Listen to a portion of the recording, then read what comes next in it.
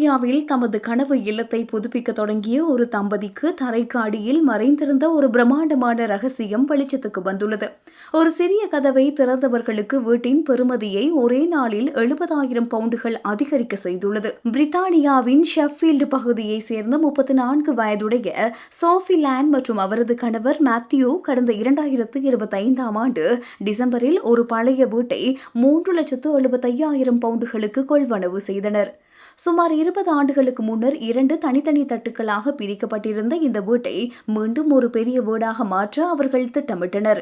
கடந்த பிப்ரவரி மாதம் வீட்டின் கீழ்த்தளத்தில் உள்ள தரை விரிப்புகளை அவர்கள் அகற்றிய போதுதான் அந்த ஆச்சரியம் காத்திருந்தது. மரப்பலகைகளுக்கு அடியில் ஒரு சிறிய ரகசிய கதவு இருப்பதை அவர்கள் கண்டனர்.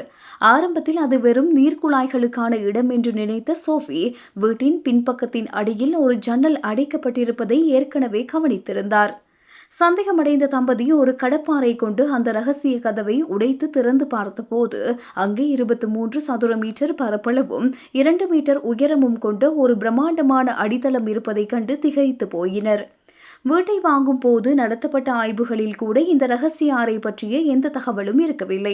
இந்த கண்டுபிடிப்பு எங்களது வீட்டின் பெறுமதியை 70,000 பவுண்டுகள் வரை அதிகரித்து உள்ளது. மேலதிக அறை தேவைக்காக நாங்கள் வீட்டை விஸ்தரிக்க திட்டமிட்டிருந்தோம். ஆனால் இப்போது அந்த பணம் எங்களுக்கு மிச்சமாகியுள்ளது என சோஃபி நெகிழ்ச்சியோடு தெரிவித்துள்ளார். தற்போது இந்த ரகசிய இடத்தை ஒரு நவீன சினிமா பார்க்கும் அறையாகவும் வீட்டு வேலைகளுக்கான அறையாகவும் மாற்ற அவர்கள் தீர்மானித்துள்ளனர்.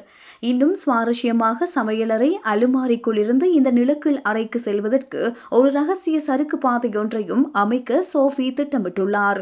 இந்த அடித்தளம் வீட்டின் அரைவாசி பரப்பளவை மட்டுமே கொண்டுள்ளதால் சுவர்களை உடைத்து பார்த்தால் இன்னும் பல மறைக்கப்பட்ட இடங்கள் கிடைக்கலாம் என இந்த தம்பதியினர் நம்புகின்றனர்.